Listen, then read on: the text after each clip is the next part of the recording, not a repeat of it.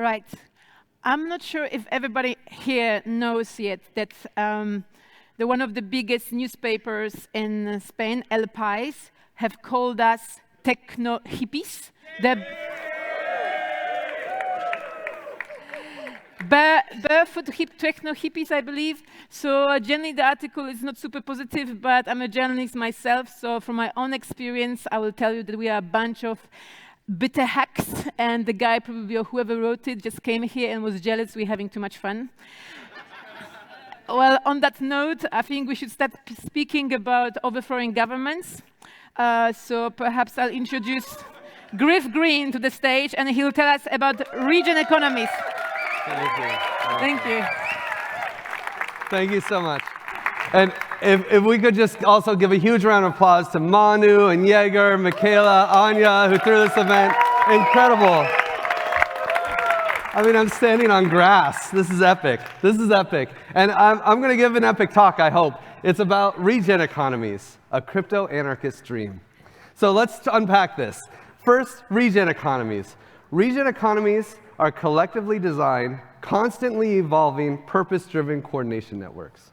The coolest thing about Regen Economies and this dream is that it's already a reality.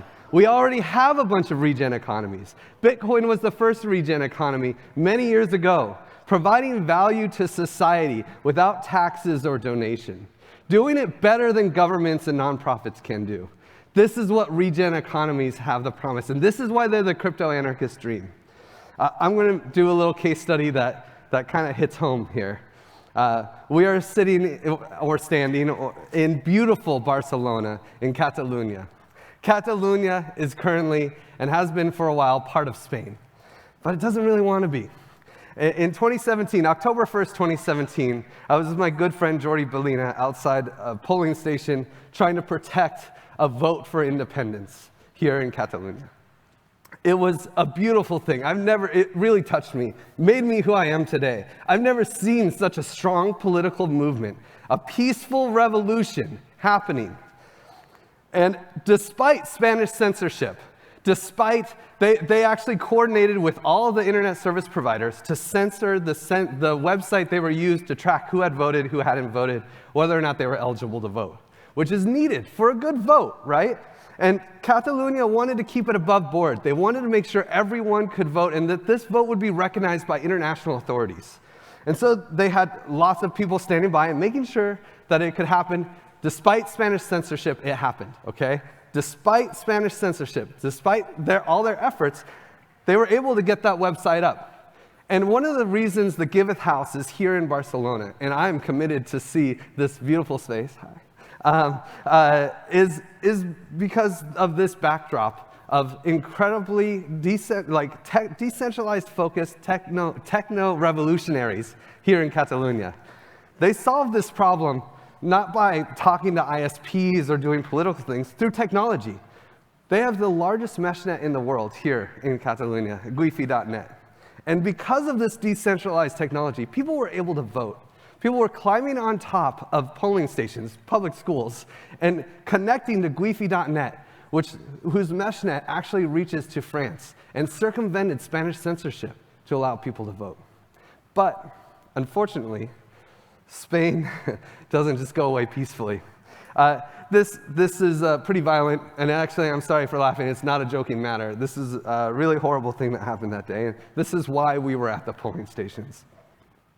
Because people at these stations were violently beaten just to protect their vote. They were standing here like human shields for the ballots so that they could actually have a say in their governance. It's gross. But the grossest thing, honestly, is that we're still in Spain. How can we be in Spain when people trying to vote are treated like this? It doesn't make any sense, right? We tried, and I've been part of political movements before that also failed because of government intervention. And it needs to stop. But in this case study, right, let's keep moving, get out of that. There were pros for independence. There's clear reasons why Catalonia would want independence. Control over taxes. Too much taxes goes to Madrid. obvious. Economic freedom, just having control of their own economy. Does Catalonia want to be part of the euro? Probably, but they don't have a say, right? They could offer tax benefits to organizations that want to be based in Barcelona. The branding of Catalonia is beautiful. The Barca, the football club is incredible. All the flags around, right? Probably most importantly, though, is cultural preservation. Only 50 years ago, it was illegal to speak Catalan here. The Spanish government forbid speaking another language. They were trying to destroy the culture of Catalonia, which is beautiful, right? Oh, they like a poop a lot, which is kind of funny. But like, other than that, it's a beautiful culture. And of course, most people want local government. This is just obvious, right? You have more control when it's localized. But the cons were too much, right? Fighting for independence really doesn't make sense. And I feel like this is, talking with a lot of people, these are the various reasons why the movement hasn't really succeeded. Number one, Spain just has a lot of power within the European Union and could block a lot of benefits that Catalonia receives. Banks and many other important organizations might leave because of their alliance with Spain. And Spain is the largest trading partner of Catalonia. Just economically, there's lots of issues, right? But more importantly, probably is the violence, honestly. There's no way that they would go down without a fight, and Catalonia seems committed to a peaceful revolution, which I fully support. And talking with people around, like hands down, talking with every person from Catalonia that I've ever talked to about this topic, is they question whether or not it'll be worth it. Whether or not that a new leadership in the same government system is really going to be that much better. It's like a different flavored piece of shit. It doesn't almost matter. We don't need a new government. We need something better. Governments aren't really that great. They're just the best thing that we have right now. But why do we need governments?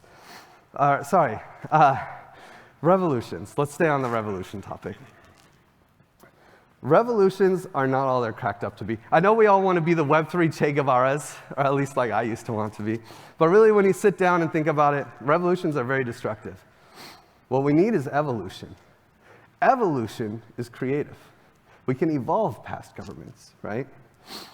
Revolutions are isolated events. If Catalonia does have a revolution, that's great for Catalonia. It doesn't help the rest of the world.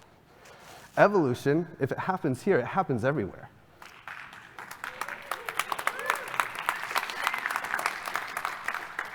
The biggest challenge, though, is that revolutions often fail. Evolution can't be stopped. Evolution is going to keep happening. We are going to find a solution better than governments. And I think the first step is Regen Economies. Fact is, governments control almost every square meter in the world and regulate almost every aspect of our lives. We have governments. We are addicted to governments. We need governments. But their control is not the problem that they're solving. That's how they're solving a problem. But that's not the problem that they're solving. We don't need them to control and regulate every aspect of our lives, do we? I don't think so. We need to start from first principles. Why do we need governments? What are governments providing that we're so addicted to? Public goods. Yeah, no, it's true. Public goods are what governments provide that better than almost any structure that we've created. Public goods, you guys all probably know what public goods are because this conference is, I think this is the theme, right? But I'll just really quickly kind of describe what public goods are. So public goods are one of the types of 4 types of economic goods. So let's break this down. On the left side, we have the excludable types of public goods, right? And I consider the science of economics that actually really propels this forward and provides these public goods to society. I call it scarcity economics. I'm defining scarcity economics as the production, distribution, and consumption of excludable goods and services to satisfy individual wants and needs. This scarcity economics is dominated by businesses. They do it great. They have these beautiful things called business models. Profit, revenue, cost. It all goes in a spreadsheet, and boom, magical, the invisible hand coordinates everything, right? We can go buy a cell phone. No one voted to have a cell phone, okay? We can go get a cell phone, and we just have to buy it. We're excluded from it. It's not free, but you get it, right? You can go to a movie theater. These are private goods and club goods. Just keep pushing. Scarcity economics is a magical, positive sum game.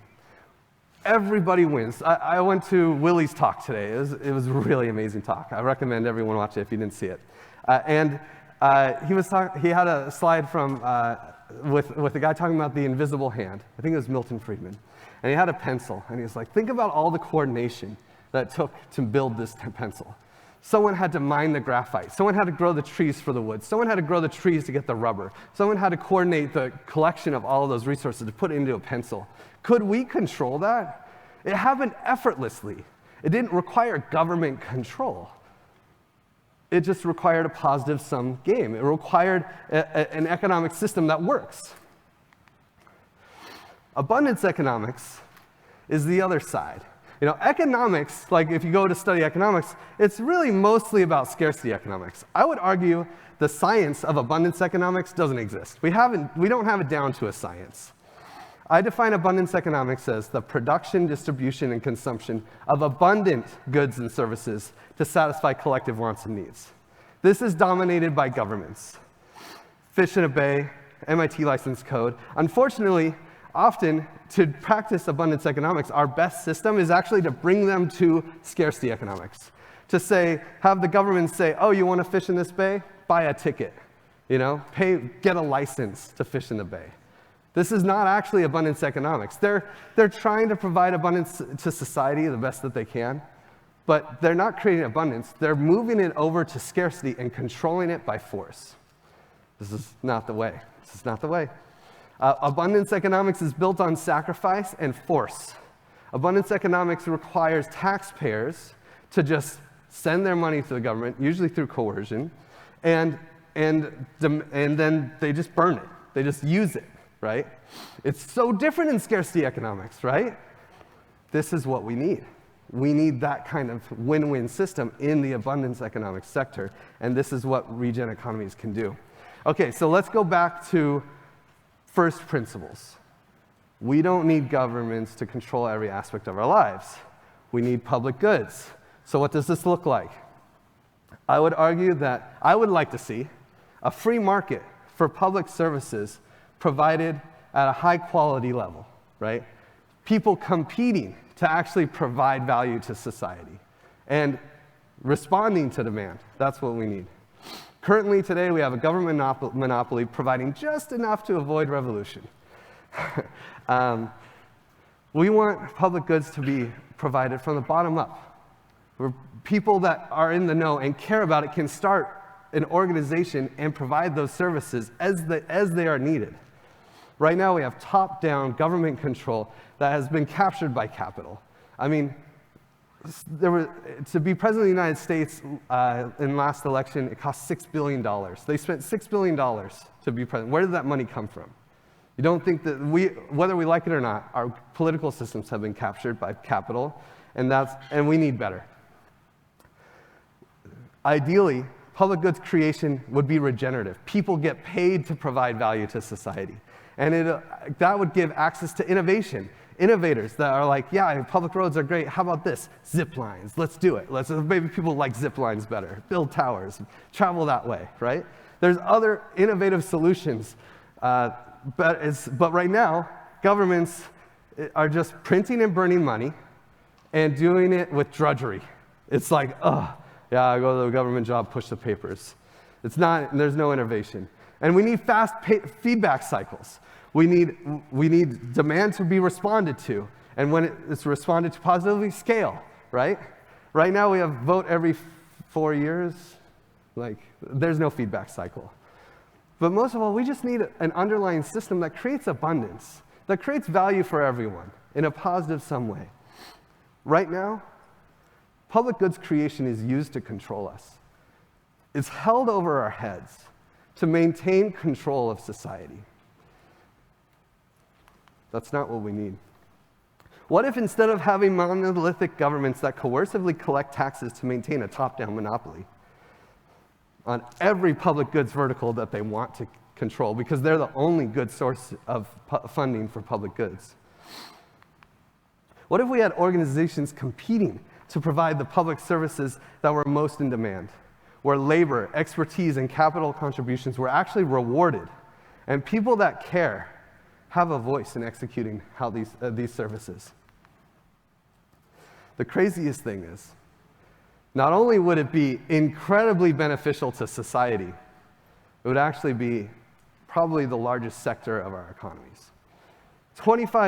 I'm estimating about $25 trillion a year is spent by governments. About 40% of that just by the US. This is spent. 25 trillion, that's $25 million. It's an obscene number, and this is spent. This was spent in 2021, estimated. 25 times the total market cap of crypto, not invested, spent, burned. But that's not where we start. We don't start by trying to compete with the government. They have great systems. When governments fail to provide public goods that are in demand, people start nonprofits. This is where we start. We don't need to start competing with governments. That's a losing battle. And we don't need them busting in here with their clubs, right? We just need to do better than nonprofits. And this is a low bar. This is an incredibly low bar.